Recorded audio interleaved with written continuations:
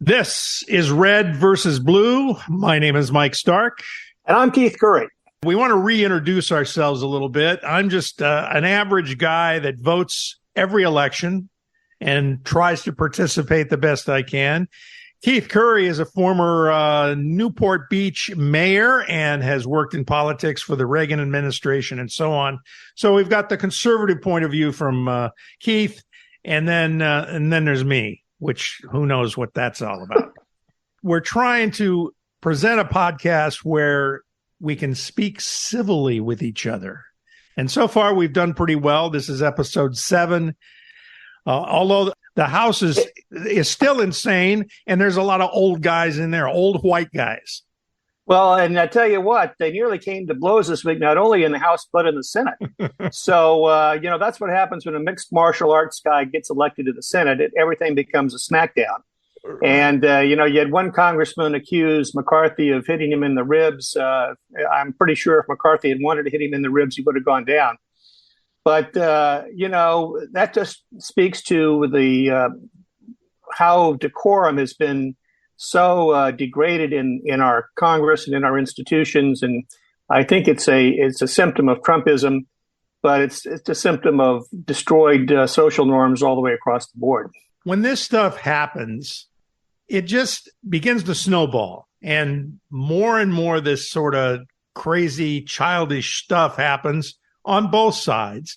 Now, the Dems they've been sitting back, I guess, chuckling at all of this for the most part, but it's got to affect everybody in the House to some degree, this chaos and this tension that goes on, especially within the Republican Party at this point. Well, it is. It's got to be a very unpleasant place to be. I can't imagine anybody wanting to run to take office there. And you're seeing senior members on both sides this year are announcing their retirements and leaving. Romney's leaving. Joe Manchin is leaving. You've got senior members on both sides of the House who are leaving this year because they've had a good career. They're successful people, and they really don't have to put up with this kind of crap. And George Santos is leaving, too. Well, I suspect that by the time we get together again, George Santos will be a former member of Congress. And to their credit, the Bipartisan Ethics Committee did a thorough investigation. They documented numerous campaign law violations for which he is currently under indictment and facing trial in New York. And I'm confident will ultimately be convicted. And to the Republicans' credit, they are taking the actions to kick him out. And I think that's significant because it shows that there is at least a floor to the standards of decency by which people would come.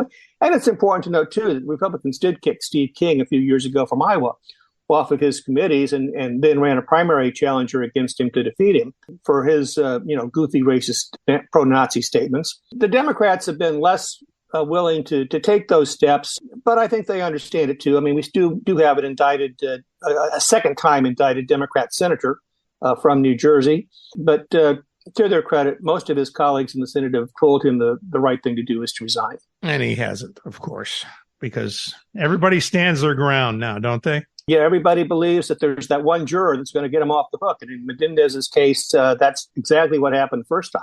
Well, anyway, the chaos continues there now. They have to deal with a House budget coming up. They were able to get a temporary thing passed, which honestly I was surprised at because it really was starting to queue up just like the McCarthy situation.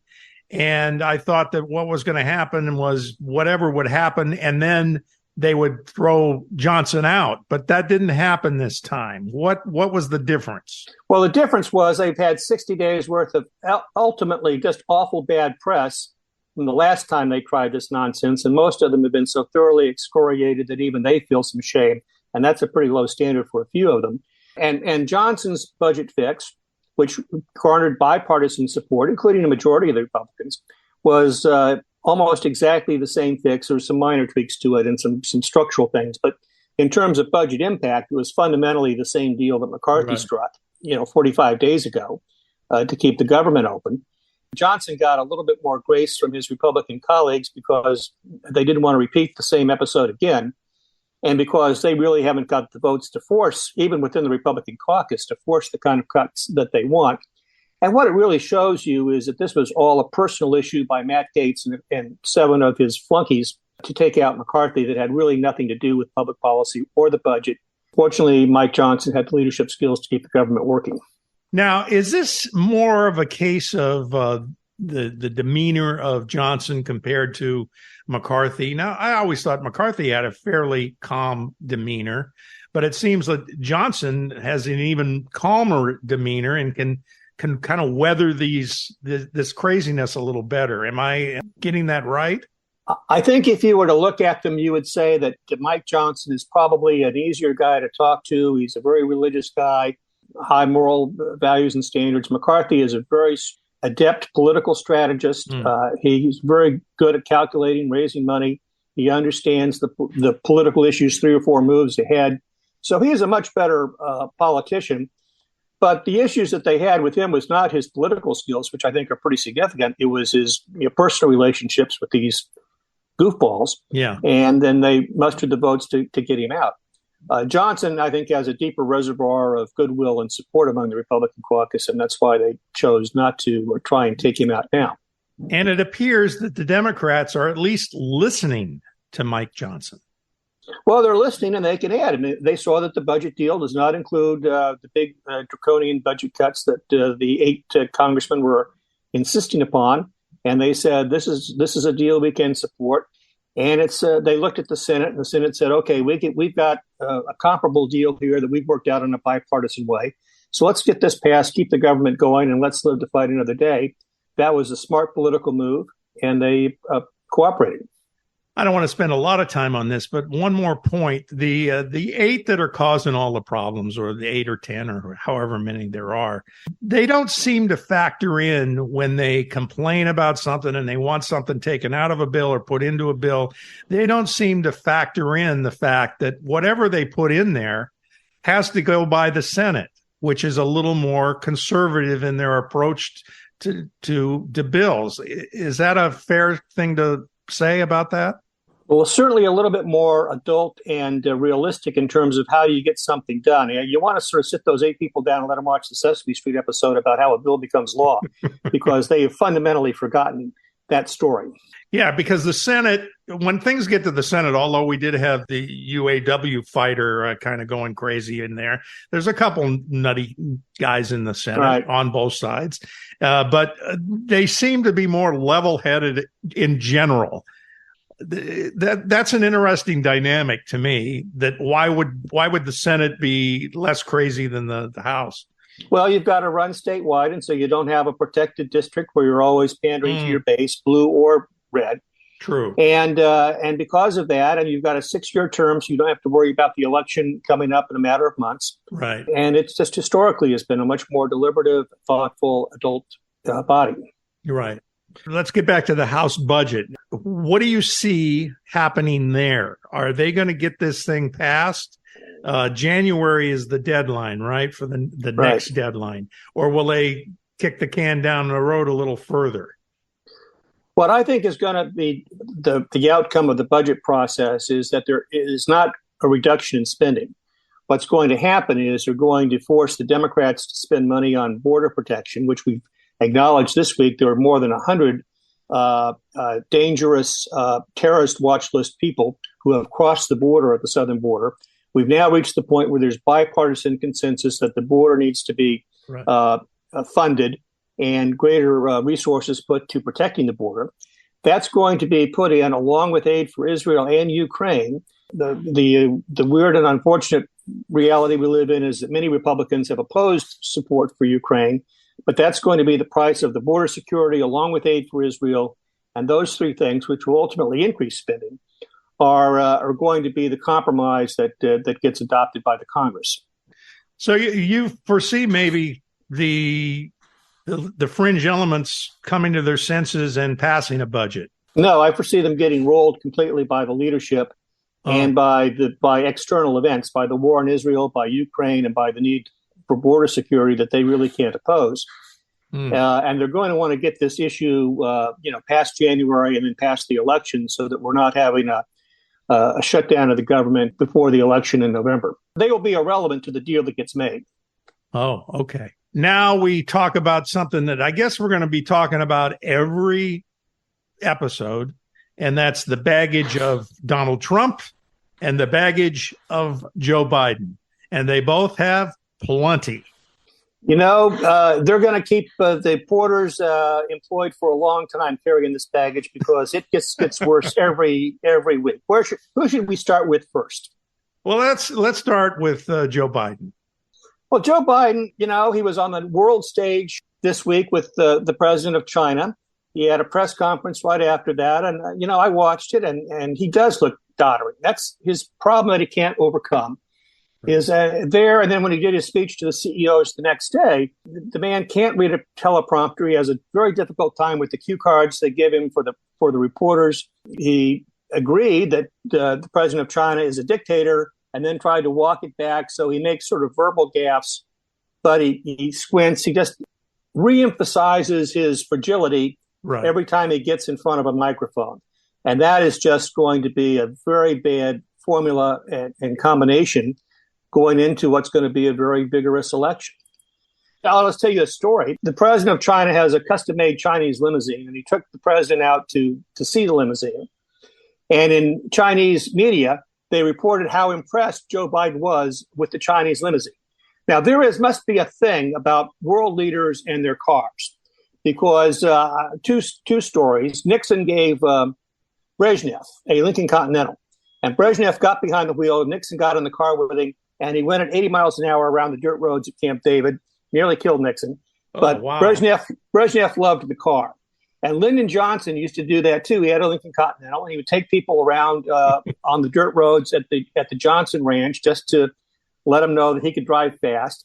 And he had one of these aqua cars. It was a little car back in the 60s. I think they're now banned for safety reasons. Yeah. But he would get people in the car, and then he would pretend like his brakes didn't work, and he would drive into the lake, and the car would float, and they would, you know, clean themselves up after they went to the bathroom in their pants. But Johnson loved doing that. So there's something about world leaders in cars. It's like in the gym, you know, when you drop your pants to put your gym clothes on. I think it's all, how big is your car?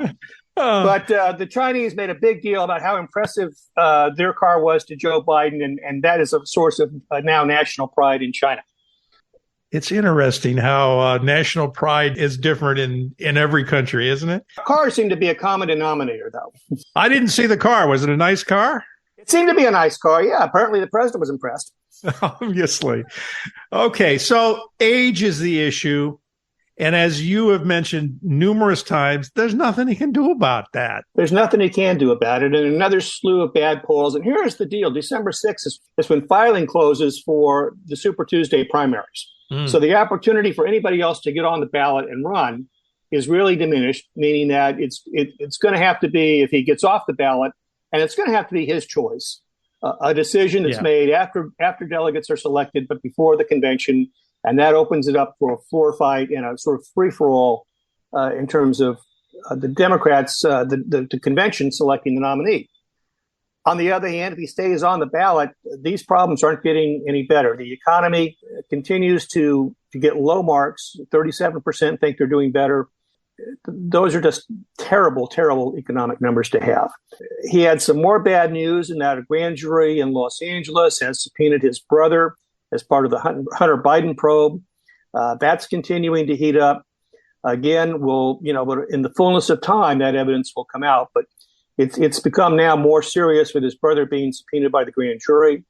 It looks like that the special counsel investigating the Biden documents will issue a damning report about the handling of the documents, but will not indict Biden. That's going to create a whole, well, what about Trump and not about Biden argument. Now, there are differences. Biden was more forthcoming with the documents. Biden did not, wave them around to book writers and reporters and people at Mar-a-Lago and the bartender and God knows who else didn't keep them stored in his bathroom. But those distinctions are going to be completely lost to half the country who are going to go around thinking that this is a double standard of justice, that justice has been weaponized, all the rhetoric that you're hearing, and it's going to reinforce that. But it's also going to make it much more difficult for Biden to attack Trump for that issue because he's not got completely clean hands either. And those nuances get lost in the back and forth of a campaign. They sure do. So all of that was not good for President Biden this week. I will just mention before we go, on this is the war. The war has rendered the Democratic Party in two. There was a demonstration at the DNC. They were literally locked in the building. They had congressmen go there because there's little cubicles that they use to make fundraising phone calls. Same with the Republicans. But there were a bunch of senior Democrats in there doing just that, and they were basically trapped in the DNC's office near Capitol Hill, had to be evacuated through the basement. It was, sort of comparable. It was a mini January 6th. It was Democrats outside demanding support for Hamas. Now, we know about Hamas is that they, A, blew up their own hospital because their missile misfired, and B, they're using the hospital now as a headquarters. So all of the rhetoric that has been, launched against Israel is really at the foot of Hamas. But yet there is a Hamas lobby. There is hundreds of thousands of people turning out to march on behalf of this terrorist group. And that is a serious problem, not only for Biden and the Democrats, but a serious problem for our country, frankly. Absolutely. And, as a liberal Democrat myself, I don't get it at all. I guess there are people further to the left than I am because I don't understand this alliance with Hamas at all. Well, you appreciate some of the frustration that comes from a Republican trying to figure out why people now support an authoritarian dictator like Trump. Where did that come from? In my entire political life, that was never part of the Republican Party.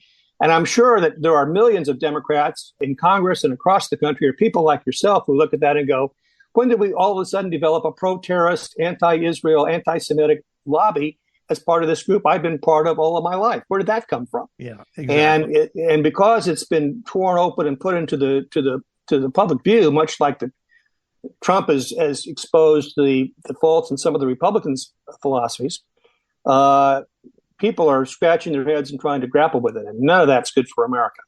Absolutely. Absolutely. Okay. So let's talk about Trump's problems. They're the same. They don't get any smaller. They get bigger.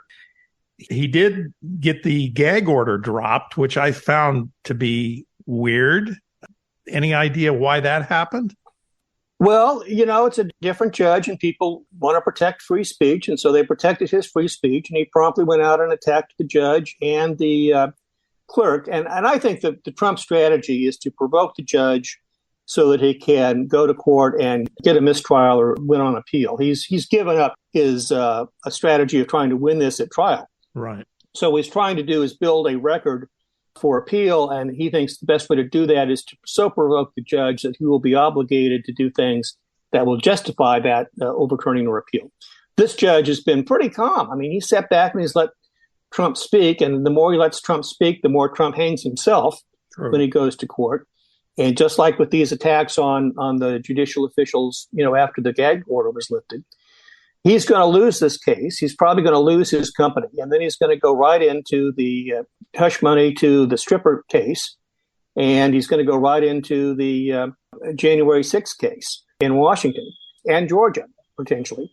So it's going to be a very difficult spring and winter for him in court. That's why, at the end of the day, if the Republicans are smart, and that's a big if these days, they'll find an alternative candidate to Donald Trump. But that argument could also be made for the Democrats and Biden.